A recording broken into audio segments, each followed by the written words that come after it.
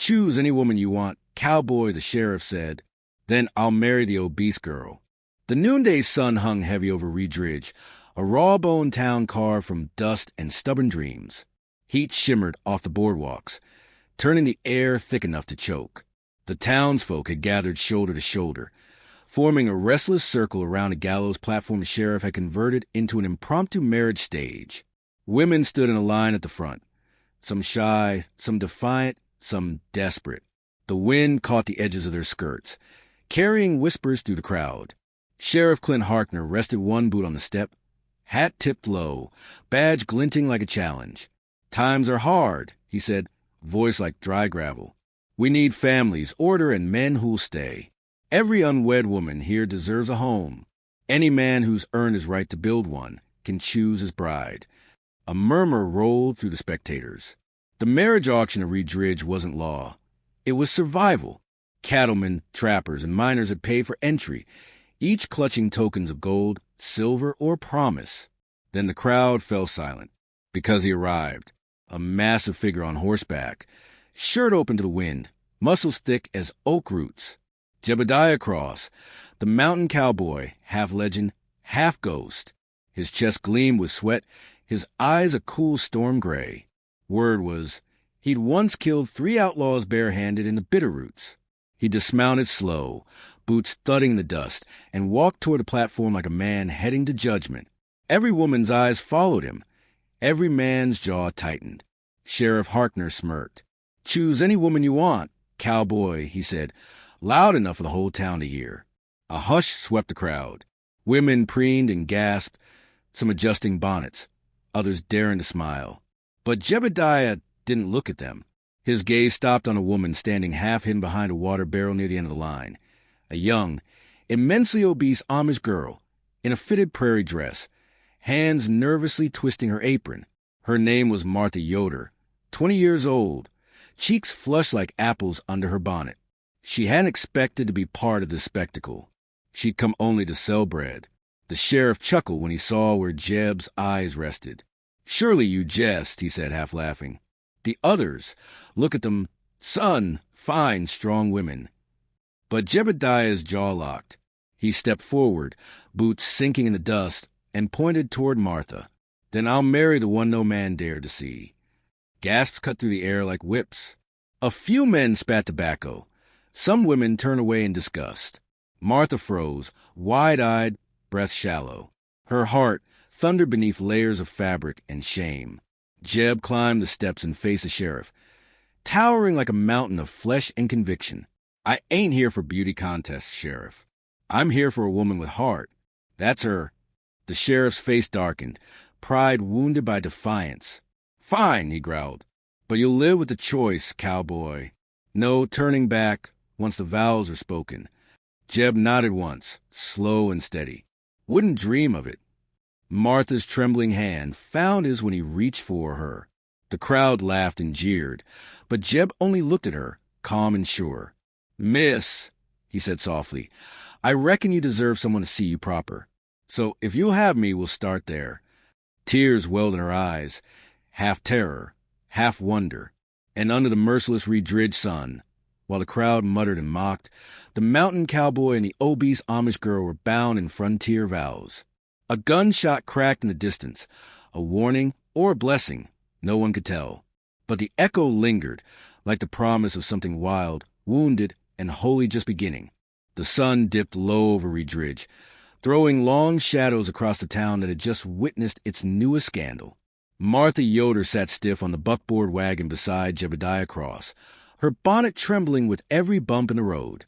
The wheels groaned like the town's gossip, slow, relentless, and heavy. Behind them, laughter and mutters rose from the saloon porch. The big one chose the bigger one. Someone sneered.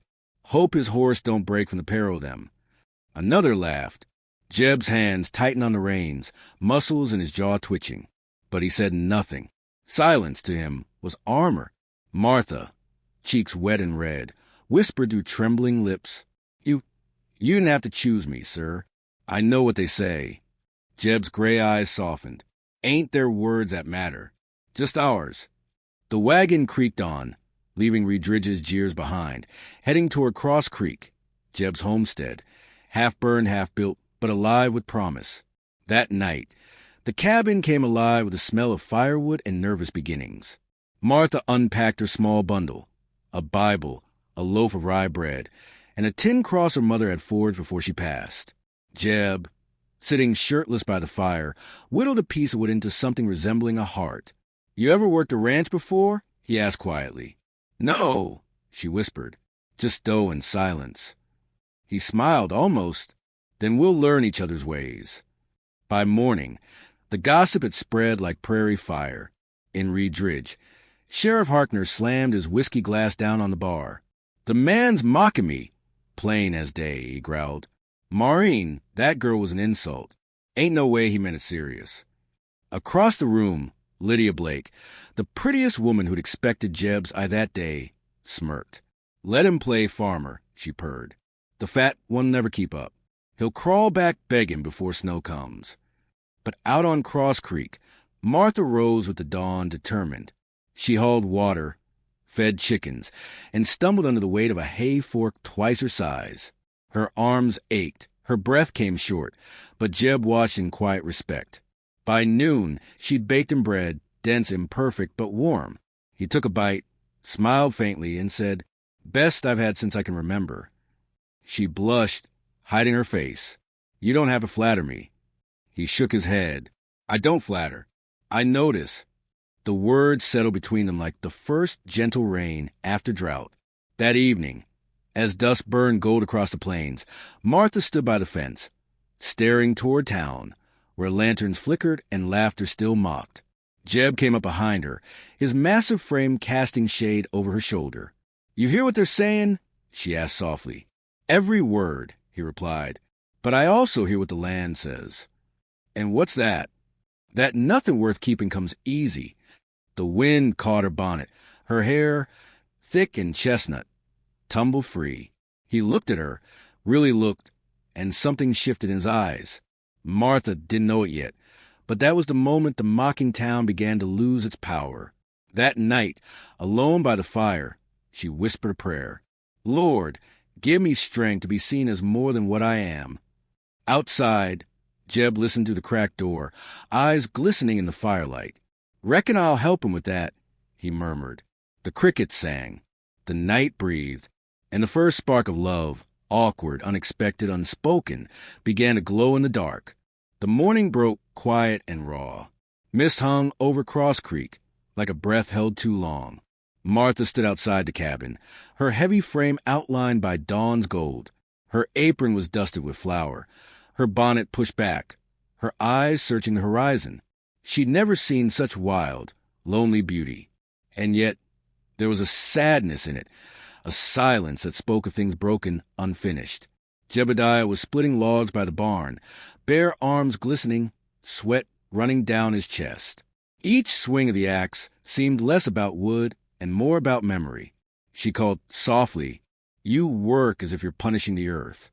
He didn't look up. Sometimes it deserves it. There was a storm in him. Martha could feel it. The way his shoulders carried more than muscle. The way he stared at the hills like they owed him an answer. Later that afternoon, as she scrubbed clothes by the creek, she found something half buried near the water's edge, a charred silver locket, still warm from the sun. Inside was a faded miniature portrait, a woman and a child. She froze. When Jeb came to fetch her for supper, she showed it to him. His face changed. "Where'd you find that?" "Down by the bend." "That's," he swallowed hard, "that's my wife. And my boy." The words hung like stones between them. Martha's throat tightened. "I mean—" He took the locket, staring at it as if the metal might bleed. "They're buried on this land. Fire took him. My own fault. Thought I could build too much, too fast." He turned away, voice low and hoarse. "That's why folks in town laugh. They think the mountain man cursed his own kin." Martha felt something rise inside her, not pity, but a fierce, aching tenderness. "Then they're fools. The land burns and grows again. So do people." He looked at her then, really looked. Her face flushed, soft and strong. Her words, plain as bread, were the kind no one had ever dared give him. That evening they ate in silence. The fire crackled, shadows stretching across rough-hewn walls. Outside, the wind howled like ghosts. Martha finally said, "If you want me to go back to town, I'll go. I know I was never part of your plan." He stood, slow and deliberate, and came to stand before her. His size dwarfed her, yet his voice was careful, gentle.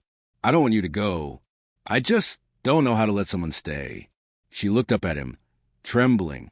"Then maybe we learn together." Later, when she lay in the small bed he'd built for her, Martha stared at the ceiling and thought of Lockett, the burned fields, and the man haunted by both strength and sorrow. Outside, Jeb sat by the graves under the willow tree, the locket clutched in his palm. "They say a man don't get no second chance," he whispered. "But maybe you're giving me one, and she's wearing an apron." The wind rustled through the grass like a soft amen. By the next sunrise, something had changed. Martha stepped out with her hair braided, her shoulders squared. She wasn't the frightened girl from the auction anymore. And Jeb, watching her from the porch, saw not her size, but her presence. For the first time since the fire, he felt the land breathe easy. And somewhere in the distance, the sheriff's suspicion began to stir again. The dust of Redridge hung in the air like a bad memory. It had been 2 months since the marriage auction, 2 months since the town's laughter followed Jebediah across, and Martha yoked her out into the wilderness. Now, as the wagon rolled down Main Street once more, the laughter stopped. Martha sat straight beside her husband, bonnet tied tight, eyes forward. Her figure filled the bench, her dress freshly mended, her chin lifted higher than the gossip dared. Jeb, broad and steady, drove the horses with calm certainty. Behind curtains and porch rails, whispers slithered. "That's her, Cross's wife. She looks different somehow. Maybe he's fattening her up for winter." Martha heard every word, but didn't flinch. Her hands stayed folded, her gaze locked on the general store sign swinging ahead. They needed flour, salt, and fence wire.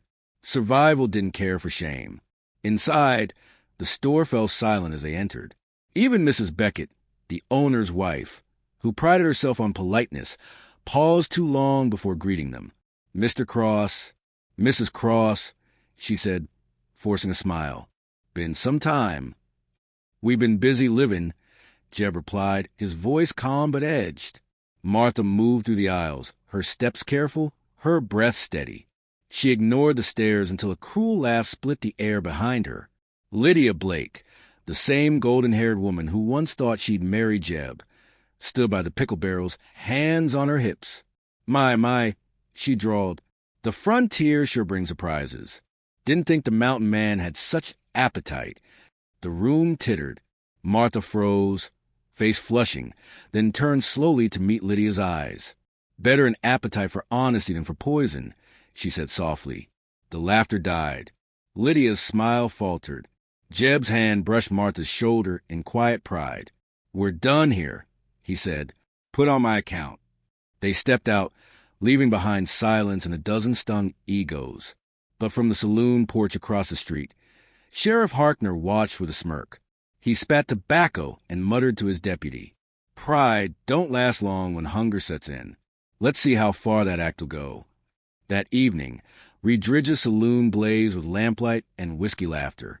Poker chips clinked, boots thudded, and the sheriff leaned against the bar, whiskey in hand, watching the men gather round. "You all seen that sight today," he said. "Cross strutting through town like he found gold in the bakery." Laughter followed. Jed Carver, a ranch hand with a gambler's grin, said, "Maybe he did. Girl's got a sweet tooth, no doubt." The sheriff raised his glass, enjoying the cruelty. "Let's make a wager, boys. I'll bet you $50 that mountain man don't last through winter with her.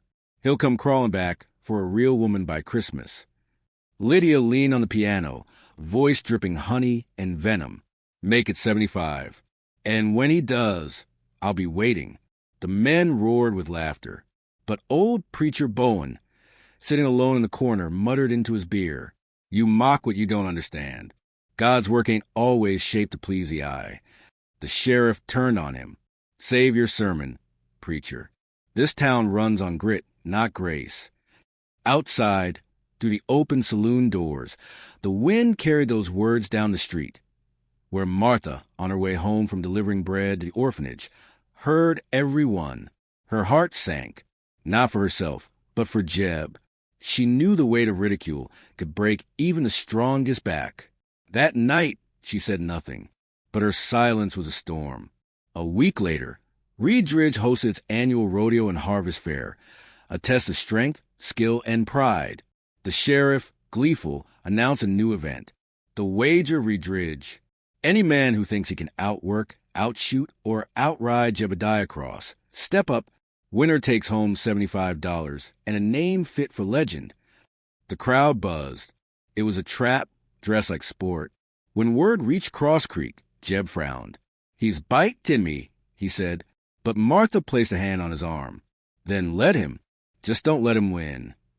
Her words lit something in him. The day of the fair dawned sharp and bright. Dust hung like smoke over the arena. Men lined up with rifles and ropes, eager to see the legend fall. Jeb arrived in a plain shirt, sleeves rolled, calm as always. Martha followed behind in a clean blue dress, her size still formidable but her spirit luminous. The sheriff stood center ring, grin wide. "Cross, you sure your little wife can fit in the stands?" A hush fell. Jeb turned slowly. "Careful, Sheriff. Pride's lighter to carry than regret." Then he stepped into the first event, a shooting contest. 5 bottles, 5 bullets. One by one, they shattered under his steady aim. Applause broke out. Even the cruelest eyes softened.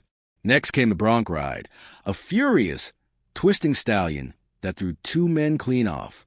Jeb mounted without a word and stayed on through every kick, his muscles carved against the morning light.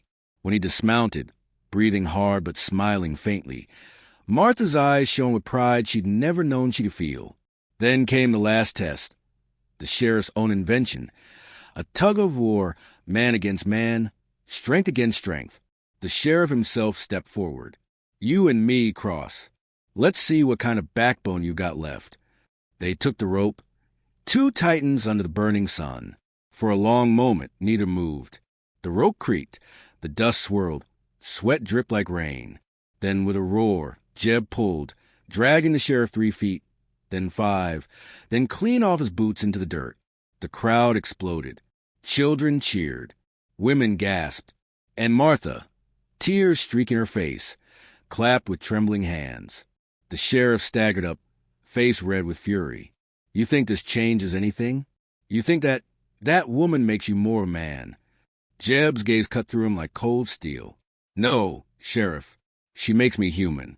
And that's something you can't wager." He turned, took Martha's hand, and together they walked through the roaring crowd. Even Lydia Blake lowered her eyes. The quiet after that night, the fair lights flickered low. Redridge lay hushed, pride humbled. On their wagon ride home, Martha leaned her head on Jeb's shoulder. "You didn't have to prove anything." "Didn't do it for me," he said softly. "Did it so you'd never bow your head again." She smiled, eyes glistening. "Then I won't." The stars spread wide above them, vast and clear. And for the first time since the day of the auction, the town of Redridge, so loud in judgment, fell silent in respect. Outlaws might still roam the plains, winters might still bite deep, but something unbreakable had been forged that day, not in muscle or pride, but in the quiet dignity of 2 souls who had learned to stand tall together. Winter didn't arrive in Redridge all at once. It crept in slow, like a thief testing a latch. First came the whisper of frost across the creek reeds, then the breath of cold that slid under cabin doors, followed by the silence, the kind that swallowed birdsong and replaced it with a crack of ice and the lonely groan it would under snow. At Cross Creek Ranch, Jebediah Cross and Martha Yoder faced their first winter as man and wife. The land was wide, the walls thin, and the nights longer than either of them remembered. Every morning, Martha rose before dawn. She would wrap her shawl tight, her breath rising in pale clouds, and step out into the biting cold to light the stove. The cabin smelled of ash, coffee, and survival. Jeb would follow soon after her, hat pulled low, carrying the axe. His boots would sink deep into the fresh snow as he split logs in silence, the sound echoing to the valley like a heartbeat. For days, the cold was their only companion. But even in the stillness, Martha changed. Where once her steps were hesitant, now they were sure. Her large frame moved with purpose, her strength no longer hidden beneath shame, but shining through it. She had learned to milk the stubborn cow that refused all hands but hers, to mend fences with numb fingers, to knead dough with laughter instead of tears. Jeb watched her quietly, the way a man might watch the sun rise, grateful but unworthy. One evening, as snow gathered thick on the roof, she set a bowl of stew before him and said, "The world don't stop for us, Jeb. We either live or freeze. I mean to live." He looked at her, at the determination in her eyes, the red of her cheeks from the stove's heat, and for a moment, he forgot the past that haunted him. "You're stronger than half the men I've ever met," he said. "Maybe stronger than you," she teased. He chuckled low, a sound rare but real. Outside, though not all was still, in town, the sheriff nursed a grudge colder than the weather. After his public humiliation at the harvest fair, Sheriff Harkner had vowed to make Jeb pay. He couldn't stand that the man who had defied him and chosen the girl he mocked had found peace. So when the first blizzard rolled down from the mountains, the sheriff saw his chance. He sent word to the county that Cross Creek was behind on taxes, a lie carved in official ink. If Jeb didn't pay by the new year, his land would be seized, his home auctioned off. Days later, Jeb rode into town through sleet and wind, the paper clenched in his hand. He stormed into the sheriff's office, boots leaving tracks of melting snow. "You know this ain't right, Harkner," he growled. "My payment were made." The sheriff didn't look up from his desk. "Paperwork gets lost, Cross. Maybe next time, keep better records." Jeb slammed his fist down, the desk rattling. "You're doing this 'cause I beat you at your own game." The sheriff leaned back, smirking. "No, I'm doing this 'cause you made this town look weak. You and that woman of yours, parading around like you belong here." Jeb's voice dropped, low and dangerous. "Say one more word about her, and you'll find out what belongs 6 feet under." The sheriff's grin faltered, but pride wouldn't let him show fear. "You got till year's end, Cross. Then we take the ranch." Back at the cabin, Jeb threw his gloves onto the table and told Martha everything. For a long moment, she didn't speak. She only stared at the flickering fire, the light catching the curve of her cheek. "Then we'll do what we've always done," she said finally. "Work harder." "It ain't fair, Martha." "Nothing in this life is. But we still got hands, hearts, and faith. Let's start there." And they did. Day after day, through snowstorms and sleepless nights, they gathered what little they could, selling bread in town, trading hides, taking in laundry. Martha worked till her hands bled, refusing to let the sheriff steal what love had built. There were times when Jeb would wake in the night to find her kneading dough by candlelight, tears running silently down her face. "Come to bed, Martha," he'd whisper. "Can't," she'd murmur. "Not while there's still $1 to earn." He would wrap his arms around her from behind, his rough palms covering hers, both pressing into the soft dough, both carrying the same stubborn hope. As Christmas neared, the snow deepened. The roof sagged under the weight of it. Fences vanished in white. They burned the last of their wood and began tearing down the old shed for fire. But still they didn't break. Then, one bitter night, Jeb came home from the barn limping, blood on his leg, caught in a bear trap someone had left by the stream. Martha's heart froze. She dragged him inside, her strength almost unbelievable, and cleaned the wound with shaking hands. "Who would set such a thing?" she whispered. "Someone who don't fight honest." He hissed through the pain. They both knew the answer. The sheriff's cruelty had crossed a new line. That night, Martha prayed aloud for the first time in years. "Lord, if this land must take something from us, let it be my fear, not his life." Jeb, half conscious, reached for her hand. "Don't you cry for me, woman. We've come too far to quit." She smiled through her tears. "Then we'll finish what we started." The next morning, when the blizzard broke, Martha hitched the wagon herself, her massive frame braced against the cold, and rode into town alone. People stopped and stared as the horses clopped through Redridge. There she was, the obese Amish girl they once mocked, driving a wagon loaded with bread, quilts, and jars of preserves. She stopped in front of the sheriff's office, climbed down, and pushed open the door. Her voice, calm and firm, filled the room. "Here's what we owe, Sheriff. In work, not in shame." He blinked. "What in blazes is this?" She set the ledger down. "Every jar sold, every loaf baked, every coin earned. Count it." The sheriff rifled through the stack of money, disbelief flickering across his face. "You still come up short." Martha's eyes narrowed. "Then take this, too." She reached into her pocket and set down a small silver locket. Jeb's last keepsake of his wife and child. He said family was everything. "I reckon it still is. That should cover what's left." The sheriff looked at her, expecting tears, but her gaze was steady. For the first time, he saw not size, not shame, but the immovable strength of a woman who had faced the world and refused to bow. Later that evening, Jeb awoke to find her sitting by the fire, hands trembling, eyes red.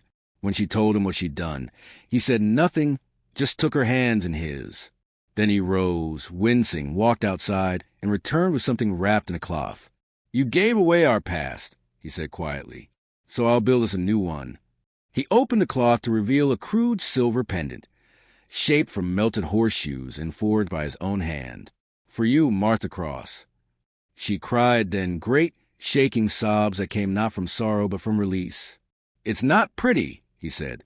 "Neither am I," she whispered. "You're wrong," he said, smiling. "You're the most beautiful thing this land's ever seen." That night, snow fell softly over Cross Creek. The sheriff, alone in his office, stared at the locket she'd left behind. He couldn't sleep. Something in him, pride, hate, or maybe guilt, shifted uneasily. And out on the plains, beneath the glow of their small cabin fire, Jeb and Martha sat side by side, their hands joined, their hearts warm in a world gone cold. For all the storms that had come, they had found the one thing the frontier respected most, endurance. And in that endurance, love had found its home. The worst of the winter had passed, but Redridge still wore its frost like an old scar. Snow lay in streaks along the fences, the sky pale and unforgiving. Jebediah Cross's limp had mostly healed. The wound on his leg ached only when the wind turned cruel. Inside the cabin, Martha stirred a pot of beans, humming low, her voice soft and steady, like a prayer for ordinary peace. But peace, in the West, never stayed long. Rumors in the wind. In town, the sheriff's pride had rotted into obsession. He'd been drinking more, sleeping less. The locket Martha had left behind sat on his desk, glinting in the lamplight like a curse. Every time he looked at it, he saw himself reflected small and mean. Men started whispering in the saloon. Sheriff's losing his grip. Cross shamed him good. Wouldn't be surprised if he rode out there one night. And one night, he did. He rode beneath a moon sharp as steel, horse hooves crunching over the frozen road, breath clouding the air. He carried a rifle across his saddle, and something darker in his heart. Shadows over Cross Creek.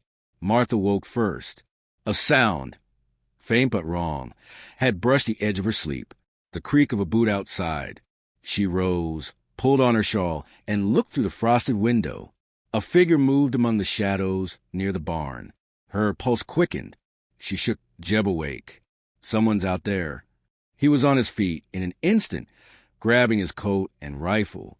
"Stay inside." "Not this time," she said, voice trembling but firm. They stepped into the cold together, the snow whispering beneath their boots. The lantern light from the cabin spilled just far enough to catch the glint of metal, and the sheriff stepped forward. "Evening, Cross." Jeb's jaw tightened. "You lost, Harkner?" "Just settling debts," the sheriff said. "You made a fool of me, took the town's respect. Think you can just live up here like the rest of us don't matter?" Jeb raised a lantern, its light catching the deep lines on both their faces. One carved by guilt, the other by survival. "You brought this on yourself." The sheriff's hand twitched toward his rifle. "Maybe, but tonight it ends." The fight in the snow. The first shot split the stillness. Jeb dove aside, the bullet grazing his sleeve. Martha screamed his name and dropped behind the wagon. Jeb fired back. Once, twice, the flash lighting the barn door. Wood splintered. Snow burst upward. The sheriff ducked behind a trough, breath ragged. "You always thought you were better than this town," he shouted. "No," Jeb growled. "Just better than you." Another shot cracked through the dark and hit the lantern. Flames leapt onto the straw, the barn erupting in fire. The blaze threw orange light across the yard, painting everything in motion and fear. Martha didn't run. She seized a water barrel and heaved it toward the fire, her strength shocking even herself. When the flames hissed down, she turned toward the sheriff. He stood, panting, rifle trembling in his hands. "Stop," she cried. "Please. Haven't you done enough?" For a heartbeat, the world went still. Her voice reached something buried in him, the weary lawman who once wanted order, not revenge. But then pride, the cruel, small pride that had ruined so many men, won again. He raised a gun. A flash, a roar, and Jebediah Cross lunged between her and the bullet. The reckoning. The shot caught Jeb in the shoulder, spinning him to the ground. Martha's scream tore through the wind. She fell beside him, pressing her hands against the wound, blood seeping through her fingers. "Stay with me, Jeb. Please stay." The sheriff stood frozen, the gun slack in his grip. The firelight showed the horror dawning in his eyes. I didn't mean." Martha looked up, fury blazing through her tears. "You meant every bit of it." She rose, towering and trembling, and stepped toward him. "All this hate, for what? Because he chose me? Because we dared to live?" The sheriff's hand shook. He dropped the rifle into the snow. "I just wanted respect," he whispered. "Then earn it," she said, "by ending this now." He looked at her, then at the man bleeding behind her, then fell to his knees. The gunfire's echo died in the hills. When the first light broke, the sheriff was gone, riding toward the county seat to turn himself in. He left his badge nailed to Jeb's fence post, the locket hanging from it like penance. Inside the cabin, Jeb lay pale but breathing. Martha sat beside him, her hands wrapped around his, whispering prayers that melted into promises. When his eyes fluttered open, he tried to smile. "Guess I still owe you a fence." She laughed through her tears. "You owe me a lifetime, Cowboy." Outside, the world thawed, ice cracking, sun rising. Smoke drifted from the chimney, curling upward like hope. That morning, as the valley woke to birdsong for the first time in months, Martha stepped onto the porch and looked at the horizon. The sheriff's trail had vanished in the snow, but she didn't need to see it. She knew what redemption looked like now. It wasn't clean, it wasn't easy, but it was real. And behind her, inside their small wooden home, the man who once married her out of defiance now loved her out of truth. The dawn light touched her face, gentle and golden. For the first time since she'd come to Redridge, she felt no weight, no fear, only belonging. The thaw came slow to Redridge that year. The snow retreated inch by inch, like an old enemy finally giving up its hold. Rivers swelled with melted ice, and the meadows turned from gray to green. And with the change of season, the world began to forgive itself. Out at Cross Creek, the little homestead stood strong again, scarred but standing like the man and woman who called it home. The quiet after the storm. Jebediah Cross healed away all cowboys do, slowly, stubbornly, and mostly in silence. His shoulders still ached when he split wood, but he did it anyway. The doctor from town had said it'd be months before he could lift his arm right again. Jeb made it 3 weeks. Martha fussed at him. "Of course, you'll tear the stitches, Jeb Cross." "They're holding fine," he'd grunt, wincing as he swung the axe. "You're the most mule-headed man I ever met. And you marry me anyway." They'd laugh, and the sound of it, light and human, carried through the valley like the first song of spring, the town's awakening. Word of what happened that night spread faster than wildfire. By the time the sheriff reached the county seat and turned himself in, everyone in Redridge knew the story. They said the man who once sneered at Jeb and Martha rode into town with his badge in one hand and a confession in the other. Some called it justice. Some called it madness. But everyone agreed it was the first honest thing he'd done in years. In the weeks that followed, Redridge changed. The jeers that once followed Martha when she walked through town were gone. Folks who'd once looked away now tipped their hats, spoke kindly, offered fresh bread and conversation. It wasn't pity. It was respect, earned through fire and blood, and the kind of courage that makes people question their own hearts. The church bell rings again. One Sunday morning, the old church bell, silent since the war, rang again. Pastor Miller said he was reopening the chapel for a service of forgiveness. The pews were full, ranchers, farmers, widows, drifters. Martha sat beside Jeb, her prairie dress newly mended, her hands folded neatly in her lap. When the pastor spoke of pride, she bowed her head. When he spoke of grace, she reached for Jeb's hand. After the service, the townsfolk gathered outside, sunlight glinting off the windows, the air warm with new beginnings.